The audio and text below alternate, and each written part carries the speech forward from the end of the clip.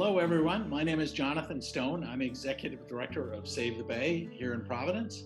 And I'm joined today by local author Todd McLeish, who has just published a new book with our support entitled Saving Narragansett Bay, How People, Passion, and Perseverance Made All the Difference.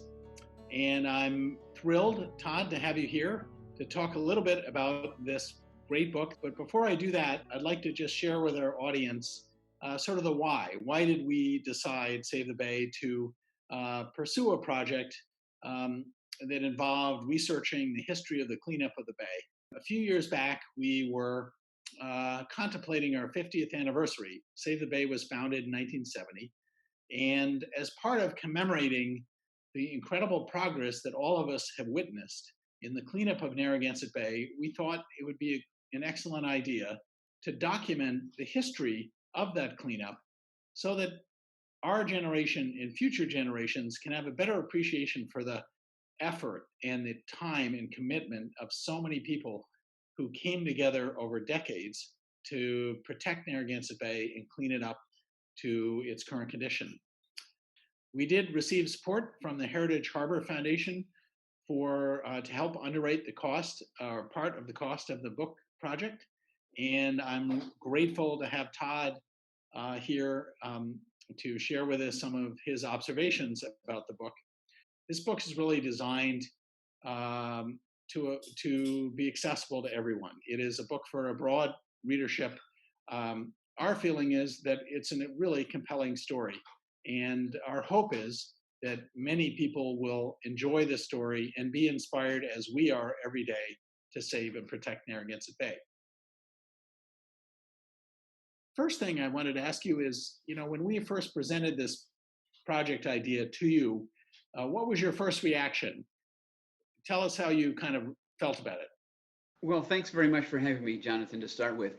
And my first reaction was the timing was perfect because I had just finished a previous book about sea otters and was looking for my next book project. And this sort of fell in my lap. So the timing was perfect. And I was very excited. It was something I was going to be able to do right here in my own backyard. I feel like I sort of grew up with Save the Bay and sort of have this kinship for the organization and for this particular project. And so it was just an immediate reaction of, yes, this is the kind of project I'm interested in. It's about environmental topics, which is really what I write most about. It's about history, which I don't really write a lot about, but this was something that was exciting for me. And frankly, it was the history part that really was going to be the big challenge for me, because I haven't spent a lot of time spending hours and hours in archives and so forth. So that was a little bit of a challenge. But for my first reaction, certainly my overall feeling about this project was this was perfect timing, and this is the perfect kind of project for me to tackle at this time of my life. When you were presented with this challenge of going back so far into the past, 50, 70 years ago now, or more, 80 years ago, how did you kind of tackle this? How did you think about how to organize yourself to pursue the project? That was indeed the challenge, again, because I typically am one who is writing about current natural history topics, and everything I write about for the most part is based on an interview with somebody that I'm talking to right now and who is involved in a particular topic in the present day. So going back in time that many years was going to be a challenge because there aren't people around who were instrumental in the very early days before Save the Bay got started. And so that was going to be a difficult challenge for me. Again, not being a historian myself, I was sort of feeling my way along. But the most interesting thing for me was that I really spent the first 3 months of researching this topic by reading 50 years of Save the Bay newsletters. And that really gave me a great sense of the timeline and of the important issues relative to other issues. And clearly, those stories that got a lot of play in the early newsletters were the most important issues that they were facing at that point in time. So I spent a lot of time reading newsletters, going through the Save the Bay archives, and essentially getting a sense for myself of what the story really was and outlining chapters and how to proceed from there. And then it was the interviews, which I'm comfortable doing because that really is how I do so much of my other writing. And so the interviews were a fun part of the project, really pulling memories out of people's brains from some of the early days.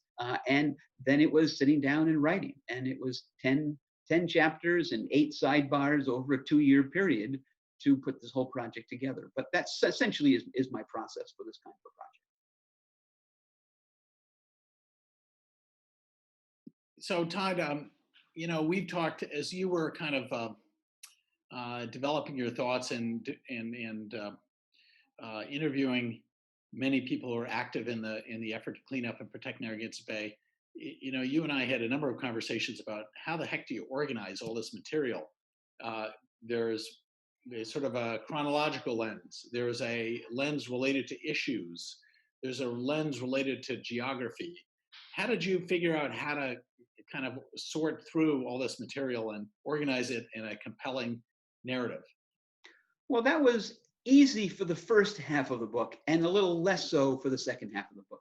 As I was reading those newsletters and as I was interviewing people, some of that early narrative really came together pretty clearly.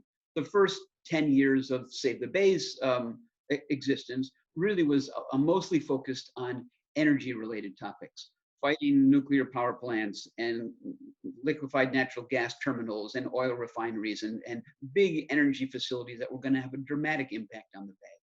And then it was very clear that the second 10 years of Save the Bay, give or take, was really focused largely on wastewater treatment, trying to improve wastewater treatment facilities, trying to get policies and funding to improve wastewater treatment so that less untreated sewage is discharged into the Bay. So those were very clearly early chapters that were going to be chronological and topic based at the same time. And then it got a little muddier as I was outlining the latter years up to the present day, because there weren't driving issues that really focused the organization in one way later on. And so things got a little bit muddied, but we did indeed focus on a couple of other big issues, land use being one, and more recently, the restoration efforts that Save the Bay has undertaken. So it really was a bit of a challenge trying to figure out how to put all this together for the latter half. But the first half of the book was quite clear how to proceed and put those together.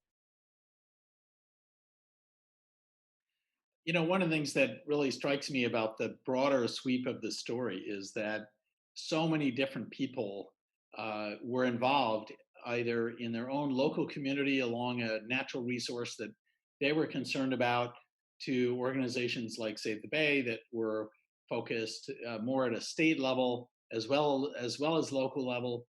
I'm interested in sort of what you learned about the nature of the community of activists that took up the challenge along the way. I'm thinking about Bucky Brook Coalition or the Winnesquatucket River Council, and those are just two examples of many partners that worked very effectively on issues that you highlight. Oh, absolutely. And again, the fun part for me of writing this book was doing interviews and interviewing all sorts of interesting people and getting the sense for the kind of people who were involved in saving the Bay through those years. And so, yes, I talked to Save the Bay staffers and directors through the years. I talked to board members and others and got their sense. But certainly there were a huge number of other players involved as well. And so I did indeed speak to people who were leaders of other emerging environmental organizations, like the Winnesquatucket organization and the Narrow River Preservation Organization, for instance.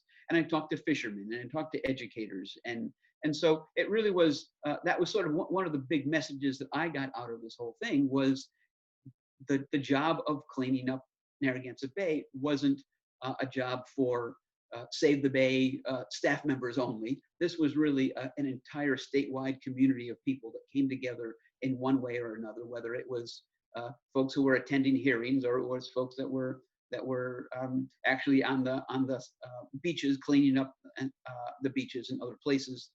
All sorts of folks played a huge role in this job of saving Narragansett Bay, and that was really particularly motivating to me to see the variety, the high level and low level workers involved in this entire endeavor. What was your perspective on the issues that lie ahead of us? I mean, there's work to be done, and the big issues, as you and I've talked about, include climate change, which is affecting every aspect of the ecology of the bay, the physical geography of the bay. There is, the intense pressure of land use change and development in the watershed. Uh, and I know that one of our goals through this whole process um, of supporting this project is to avoid a sense of complacency. So how did you kind of um, wrap up the book? I mean, how did you create an endpoint to this book? Certainly, one of the big objectives of certainly of the ending of the book, and of, I suppose, of the book in its entirety, is to motivate people to think ahead, to recognize that so many people were involved for the last 50 years and more in working to restore the bay. And hopefully, by reading this book and getting a sense for those people and the efforts that they undertook for so many years, that will motivate people to recognize that we're not done. The job is not done. We still have lots of issues related to climate change that are affecting the bay. We have continuing land use issues and many other topics to address. And so I'm hoping that this book is going to wrap up with a bunch of folks even more motivated than they are right now to ensure that that they will start or continue their efforts to work towards saving the bay in their own way. And I think that the book wraps up with a nice motivating message along those lines. Maybe I'll ask you one final question, Todd, which is now that you've had a physical copy of the book in your hands, tell me your impression of the photographs and the imagery. Yes. Well, you know what? For me, I suspect that most people are going to gain a new appreciation for Narragansett Bay simply by looking at all the gorgeous photographs. This is a book that's got dozens or hundreds, I'm not quite sure how many, but beautiful photographs, modern pictures taken in the last year or so, as well as wonderful historic pictures that we can sort of compare and contrast the old days to the current state. Just flipping through the pages of the book really gives you a bit of nostalgia on one hand, but a great deal of appreciation for what what we've done, what we all have done as a community to restore the bay to the state that it is now. And certainly those photographs are going to inspire people. I hope that people won't just look at the pictures. I hope they'll read it as well. And that will help them to make them a bit more informed, again, develop a more deeper appreciation for those folks that have come before us, and inspire them to continue the work, because of, as you said, the job isn't done yet. Well, I think I'll conclude by just thanking you again for your incredible effort and taking such a large body of information and history and weaving it together in such a compelling narrative. I mean, it really is a wonderful story that you've told here, and we're grateful for your dedication to this project. It means a lot to all of us at Save the Bay. I would like to mention to our audience to place your order for the book, Saving Narragansett Bay. Go to our website, www.savebay.org/savingnb, and you'll be provided a link to order your copy of the book. So Todd, thanks so much. I really appreciate the conversation. It's been fun, and enjoy the summer weather. Thank you very much. It's been great to work on this project. I'm so pleased to have been involved. Great. Thanks very much.